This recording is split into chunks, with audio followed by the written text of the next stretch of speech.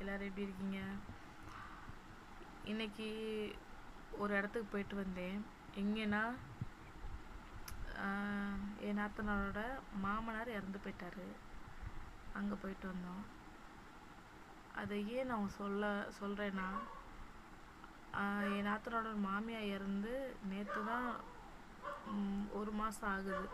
30 முடியுது சொல்லுவாங்கள்ல, அது அன்னைக்கே அவங்க வீட்டுக்காரும் இறந்து போயிட்டார். மனைவி போன துக்கம் தாங்க முடியாமல் கணவரும் கரெக்டாக மாதம் பிறக்கும்போது இறந்துட்டார்.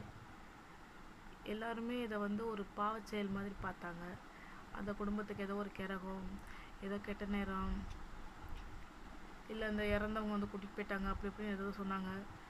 ஆனால் எனக்கு அப்படி எதுவுமே தோணலை.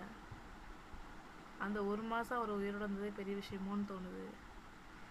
அவர் எந்த அளவுக்கு மனைவியை விரும்பி இருப்பார், எந்த அளவுக்கு மிஸ் பண்ணியிருப்பார் அப்படின்றது நான் பார்க்குறேன்.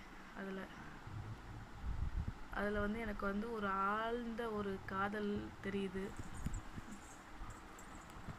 உண்மையிலேயே அந்த டீனேஜில் பண்ணாதான் லவ்வா? யோசிச்சு பாருங்கள். ரொம்ப கஷ்டமாக இருந்துச்சுங்க. வயசானவர் இறந்துட்டார் அப்படின்னு மனசு ஆறுதல் படுத்தினாங்க. அது உண்மைதான். இருந்தாலும் அந்த 1 மாதத்துக்குள்ளே கரெக்டாக அந்த 30 முடிகிற அன்னைக்கு அவர் இறக்குறாருன்னும் போது எனக்கு ரொம்ப டச்சிங்காக ஃபீல் ஆச்சு. கடவுள் இன்னும் கொஞ்ச நாள் அவங்கள வச்சுருந்துருக்கலாம். ரொம்ப வயசு இல்லை பாவம். அவங்க சேர்ந்து நீ மேலே போய் தெய்வமாகி லவ் பண்ணுவாங்க. கிரேட் லவ்வில் எனக்கு இந்த லவ் ஸ்டோரி ரொம்ப பிடிச்சிருக்கு. அவங்க உயிரோடு இருக்கும்போதும் சேர்ந்தே தான் வியாபாரத்துக்கு சேர்ந்தே போவாங்க. எங்கேயுமே நல்லது கெட்டது எல்லாமே சேர்ந்தே தான் இருப்பாங்க. எங்கேயுமே தனியாக போக மாட்டாங்க. அப்படி எத்தனை பேருக்கு வாழ்க்கை கொடுத்து வைக்க சொல்லுங்கள். எவ்வளோ பேர் இப்போ டைம் பாஸ் லவ் பண்ணுறாங்க. நல்லா லவ் பண்ணி கல்யாணம் பண்ணாலும் புரிஞ்சுக்க மாட்டேங்கிறாங்க. ஆனால் இது கொஞ்சம் டச்சிங்காக நல்லபடியாக கொஞ்சம் நல்லா பேரம் பேத்தி எடுக்கிற அளவுக்கு வாழ்ந்துட்டாங்க. அதுவே அவங்களுக்கு ஒரு பெரிய கொடுப்பனை தான். அதில் இந்த கொடுப்பனையும் ஒரு பெரிய அதிர்ஷ்டம் தான் அவங்களுக்கு.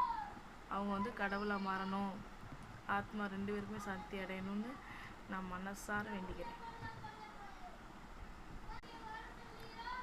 அவ்வளோ. நன்றி.